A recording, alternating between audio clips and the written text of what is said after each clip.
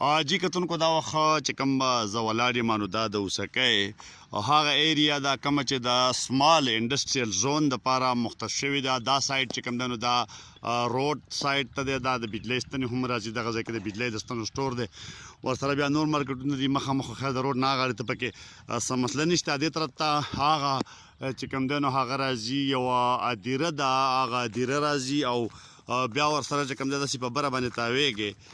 نو دا فلحال خو دا د ټماټرو باغ دی، په دې باندې ټماټر دی پکې، اخوا ټیویل دی او بیا په مخه داسې دا چې کوم سم ښکاري دغه غره پورې، نو دا بیا داسې تاو شوې ده او دغه ستنې چې راځي او ورسره بیا دغه ایریا چې کومه ده دغه راځي. نو دا شړ پټي په دې خو داسې شړ ښکاري، غنم کوي.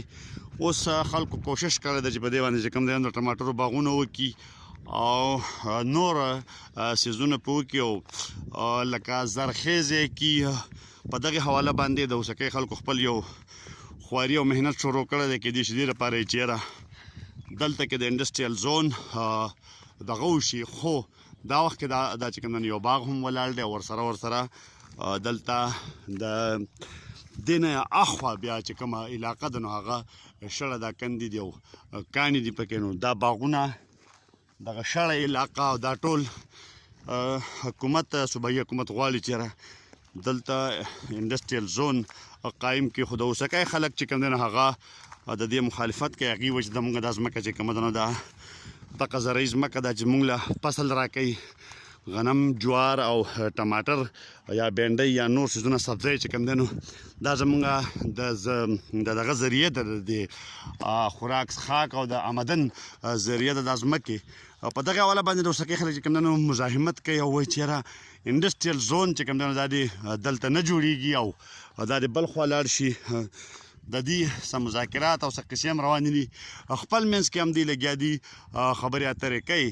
نو دا وخت موږ سره مخکې چې کوم د UC یونین کونسل اوسکۍ نه چې کوم نایب ناظم و یا ناظم میرافضل خان ولاړ دی. میرافضل خان صاحب تاسو په دې حواله باندې څه وایئ؟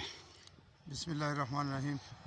لږ تیز به وایئ. جی زه خو د خپل طرفه به دا خبره وکړم چې یاره دا دوی چې وایي چې دا بنجر علاقه ده، نو دا یو زرعي ځمکه ده او په دې باندې 3 قسم فصل کېږي چې دا تاسو هم کته. په دې باندې کم از کم 15 ټیویلې دي او هغه بالکل په دې کې د خوا او شا علاقو خلک راځي او هغه پکې ذمهداري کوي او خلک به په روزګار دی. نو زمونږ وزیر اعلی صاحب ته دا اپیل دی چې یاره تاسو وایئ چې زرعي کم ځمکه ده نو هغه به 1 انچ هم نه خرابېږي. نو مهرباني دې وکړي د خلکو ته دې درد دوک نه رسوي، هغوی له دې روزګار ورکړي. فلحال دا روزګار دی خلکو ته مونږ ورکړی دی. نو مهرباني دې وکړي چې مزید دې دا خلک نه تنګوي او دوی دې نه پریشانه کوي. نو دوی د کاروبار مونږ له نه راکوي، مونږ دې په قلاره پر خپل حال کې پرېږدي، بس ټیک دی. دا خلک دا پوره ویلیج کونسل دی جي که تاسو وکته هغه طرف ته، نو دا په 15 جریب کې زمونږ مخبره ده. نو د هغې نه تاسو وګورئ ثابته شوه چې یاره لکه دلته کې دې خلکو د خپلې ځمکې ساتلي د دې لپاره یې ساتلي دي چې یاره زرعي دي او موږ ته پې څه نه څه میلاویږي، د سبزۍ په شکل کې دي، د غنمو دي، د بوسو دي. نو دې خلکو ته روزګار میلاویږي جي. که فرض که دا حکومت والي نو دا خلک به بې روزګاره شي، بیا به خلکو ته وسایل مسلې ډېرې شي. نو وزیر اعلی صاحب ته زموږ اپیل دی چې په دې مهرباني وکړي او په دې پوري طور ایکشن والي او دا اسیز چې دی دا د بل ځای ته منتقل کړي. نو ډېره مهرباني. جی دا میرافضل خان و میرافضل خان چې کوم خپل خیالات اظهار وکړو، دغه شانتې اظهار تقریبا د نور هم ډېرو کسانو دی د چا چې په دې کې ځمکې راځي، چې ځمکې پکې راځي خامخا به دغه شانتې کوي. خو به هر حال حکومت دلته کې غواړي چې انډسټریل زون جوړ شي او چې د چا ځمکې دي هغې په دې حواله باندې چې کوم دی مزاحمت کوي، د خفګان اظهار کوي چې یاره زموږ ځمکې د زموږ نه د انډسټریل زون دپاره نه اخیستی کېږي او وروسته به پته لګي چې د حکومت ته کامیابي حاصلېږي او که نه د اوسکۍ خلکو ته.